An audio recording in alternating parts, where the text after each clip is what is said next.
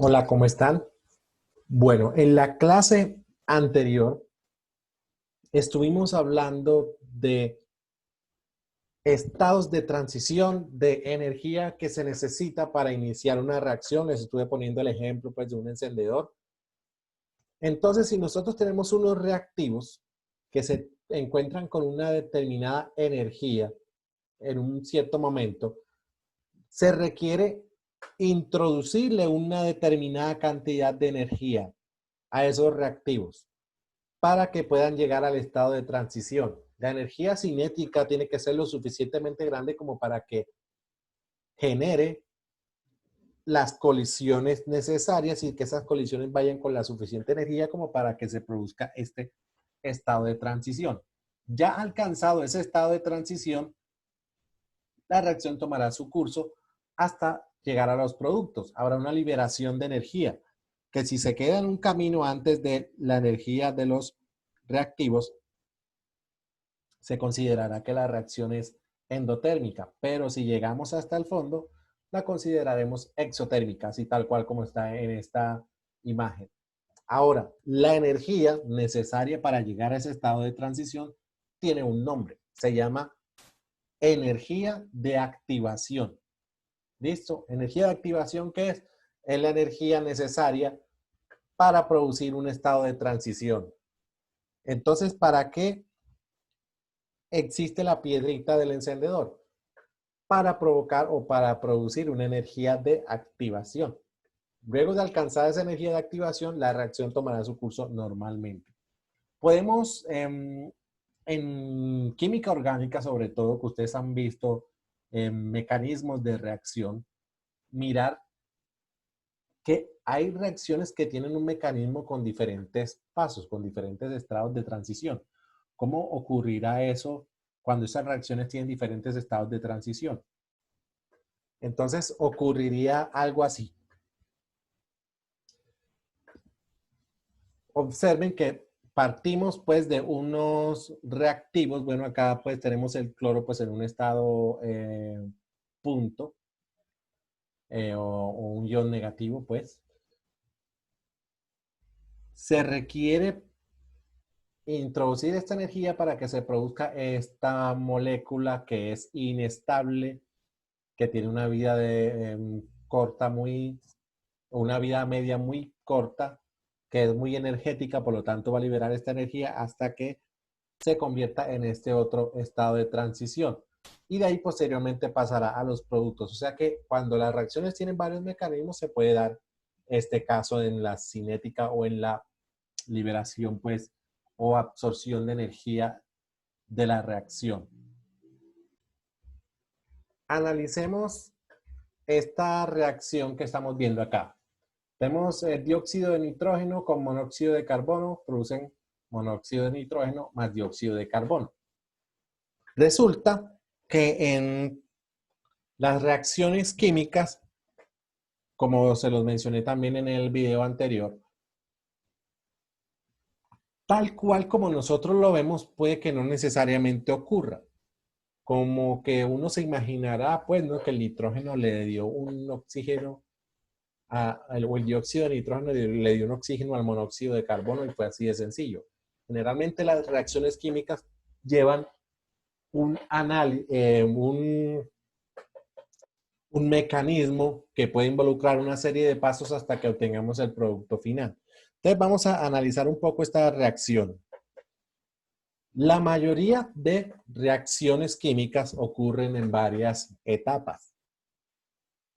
Y el orden de la reacción de una etapa, pues es el coeficiente de esa etapa como tal.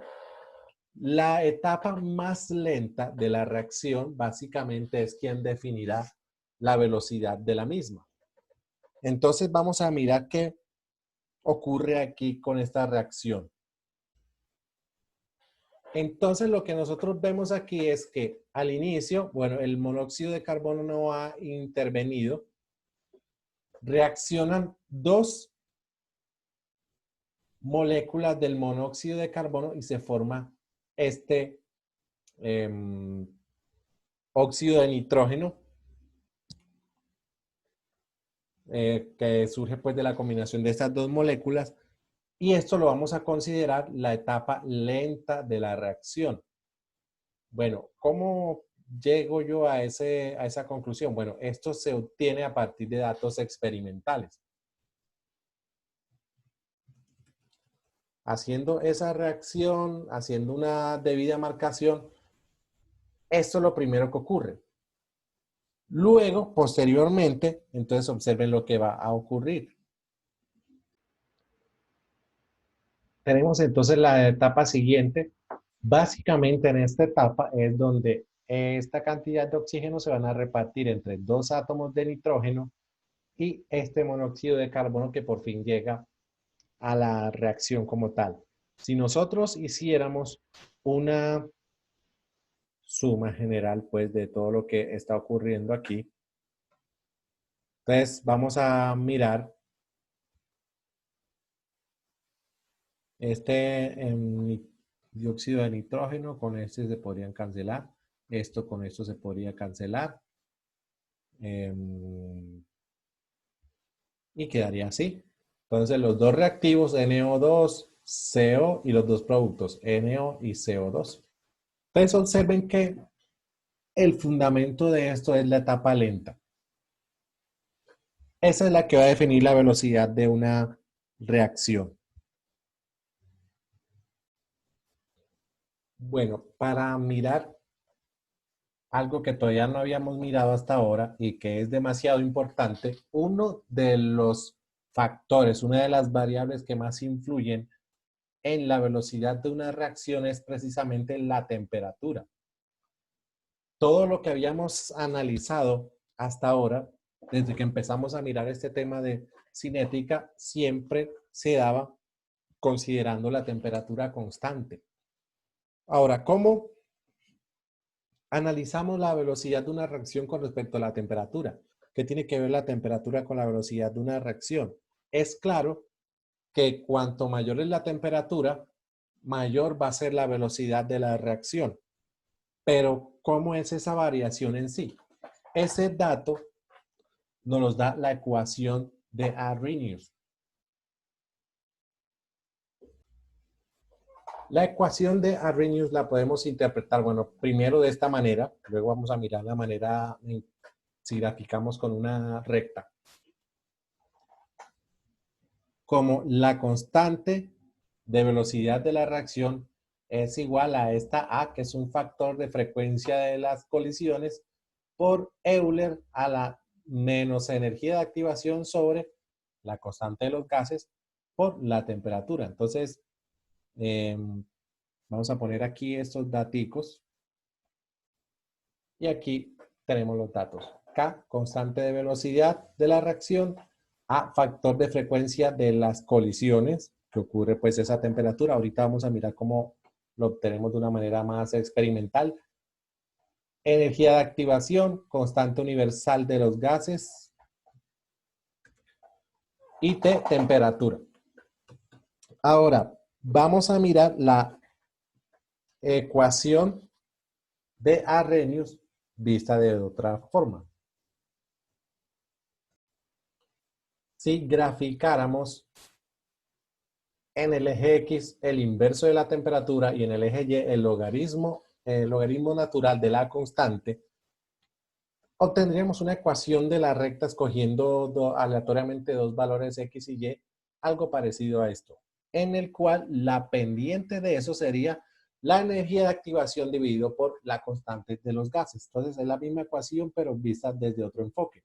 Y el intercepto en esta ecuación viene siendo el logaritmo natural de esta frecuencia de las colisiones. Entonces vamos a mirar entonces otra manera también de interpretar la ecuación o de verla. Y para un cierto valor de constante, para un cierto valor de temperatura, tenemos, miren que eso lo podemos interpretar como una ecuación de la recta, donde esto viene siendo Y, donde esto viene siendo M, donde esto viene siendo X y donde esto viene siendo B. ¿Ok?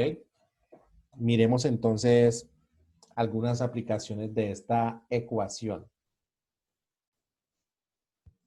Tenemos entonces este ejercicio, dice que esta reacción a 600 Kelvin tiene esta constante de velocidad. Cuando la temperatura sube a 700 Kelvin, la constante de velocidad es esta. Nos preguntan cuál es la energía de activación de esa reacción. Entonces vamos a retomar la ecuación de Van Hoff. Y aquí está la ecuación. Acabé de decir Van Hoff, no es Van Hoff, es Arrhenius. No sé qué, si antes también dije Van Hoff. Se parecen mucho, pero no son la misma ecuación, no se usan para cosas similares. Entonces, la ecuación de Arrhenius. Listo.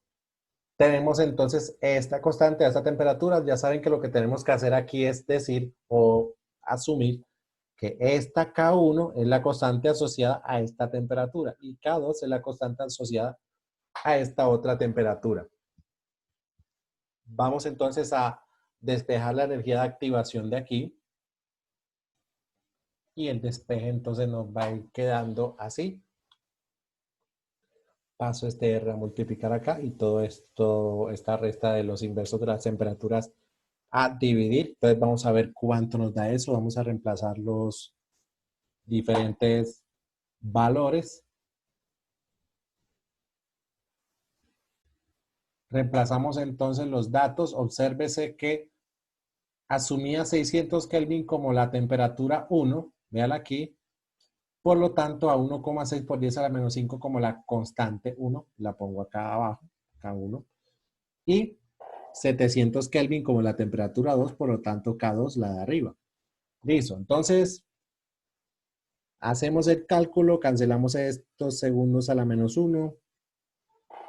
Este Kelvin que está en el medio, lo cancelo con este Kelvin que está al extremo, considerando que estos dos se restan. Y la respuesta me va a quedar en Joule por mol. Entonces vamos a ver cuánto nos da eso. Eso nos va a dar entonces 208.995,8 joules por mol. Es usual pues que las energías de activación tengan esos valores como de cientos de miles, por lo tanto, en muchas ocasiones, en algunos ejercicios o en algunas tablas, nos las dan en kilojoules por mol. Pues también se puede interpretar como 208,9 o 99 kilojoules por mol. Entonces es normal que nos las muestren de esta manera. Ok, entonces vamos a mirar otro ejercicio. Tenemos entonces esta reacción, una reacción de intercambio. Tenemos estos datos a partir de esta reacción y nos preguntan o nos solicitan, bueno, son varias cosas. Primero, que calculemos la energía de activación. Nos piden también, bueno, todo eso se va a hacer a partir de una gráfica.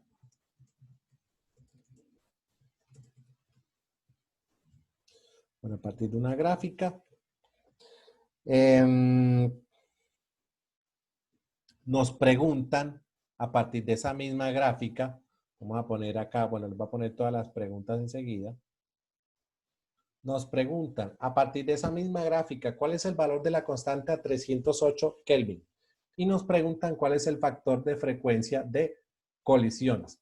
Para resolver este ejercicio, entonces nos toca hacer un par de columnitas más esta tabla. Vamos a hacer una columnita que diga inverso de la temperatura y vamos a hacer otra columnita que diga logaritmo natural de la constante. Entonces vamos a hacer esa extensión. Ok, entonces dos columnas, un inverso de la temperatura, o sea esto, y otra logaritmo natural de K. Hacemos todos esos cálculos y los ponemos acá en estas siguientes columnas. Listo, entonces sacamos los inversos de las temperaturas, los pusimos acá, Sacamos los logaritmos naturales de las constantes de velocidad, los pusimos acá. Vamos a construir una gráfica, para eso entonces me voy a trasladar a Excel con estos datos. Ok, los valores que obtuve los acabo de pasar a una tabla de Excel. Vamos a construir una gráfica con esto, a ver cómo nos queda. Entonces, insertar. Acá en dispersión. Listo. Tenemos una gráfica con 3 datos, pendiente negativa. Entonces, las preguntas que nos hacían, entonces vamos a volver al ejercicio. Bueno, lo tengo por acá para no estar cambiando de página. Calcula la energía de activación a partir de la gráfica. Entonces, ¿qué vamos a hacer aquí? Vamos a agregar una línea de tendencia.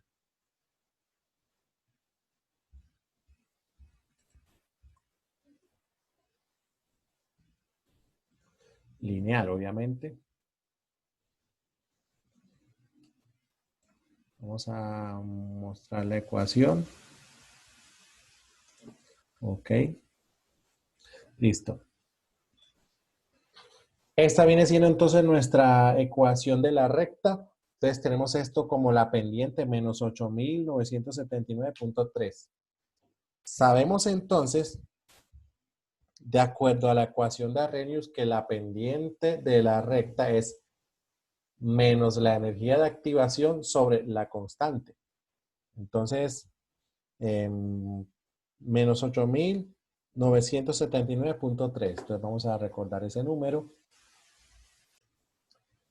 Resumimos entonces, la pendiente menos 8.979.3 es igual a menos la energía de activación dividido por R. Entonces, tenemos que nuestra energía de activación es igual, bueno, cancelamos esos signos, nos queda 8.979.3 por 8.314 y eso nos da. Recordemos pues que cuando nosotros estamos haciendo nuestros cálculos o nuestra gráfica, el eje X es el inverso de la temperatura, por lo tanto nosotros vamos a cancelar las temperaturas y la respuesta nos va a quedar en Joule por mol. Y esta es la energía de activación. La obtuve a partir de la pendiente que hice a partir de la gráfica. Nos preguntan, ¿cuál es el valor de la constante A? 308 Kelvin. Bueno, para eso tendríamos que interpolar la gráfica. Entonces yo mirando acá la gráfica, veo que 308 Kelvin, tendríamos que sacar el inverso de 308 Kelvin y compararlo con la gráfica e interpolarlo con Y. Entonces vamos a hacer eso de una. Entonces, el inverso de 308, 1 sobre 308 es igual a ponerlo acá, en este espaciocito que dejamos acá en blanco, el 308. El inverso de 308 sería 3.24 por 10 a la menos 3. Entonces simplemente hacer una interpolación. Vamos a mirar acá la gráfica.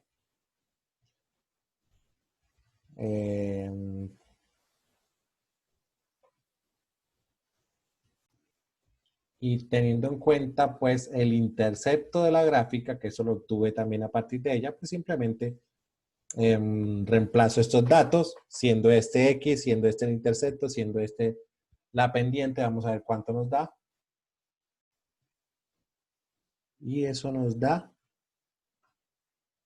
voy a ponerlo por aquí, logaritmo natural de K es igual a menos 2.18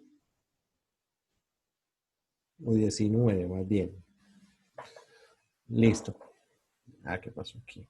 Menos 2.19. Por lo tanto, acá viene siendo pues el inverso de ese logaritmo. Entonces la constante es igual a 0,11. Listo. 0,11, para hacer un poco más comparativo con las otras. Entonces observemos qué secuencia llevaba esto. 0,04, 0,08, 0, sí, va bien, tiene pues un orden. Listo, de esa manera nosotros hemos hallado la constante a partir de la gráfica. Ahora, factor de frecuencia de las colisiones. Ya nosotros a partir de la gráfica vimos que la pendiente era 26,905.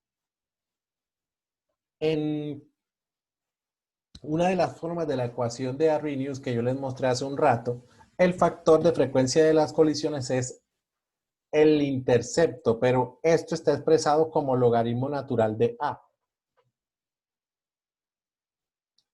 Entonces, logaritmo natural de A es igual a 26,905. Ese sería el intercepto en la ecuación. Entonces, A pues viene siendo el inverso de eso. Y eso va a estar expresado en mismas unidades de la constante.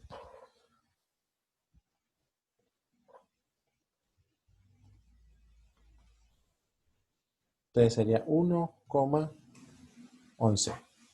Sería el factor de colisión o el factor de frecuencia de colisiones. Entonces, vamos a hacer unos ejercicios que les voy a ir dejando. Se pueden basar de esto para hacerlo, es algo muy parecido. Y quedo pendiente a todas sus preguntas, todas sus inquietudes. Entonces, feliz noche.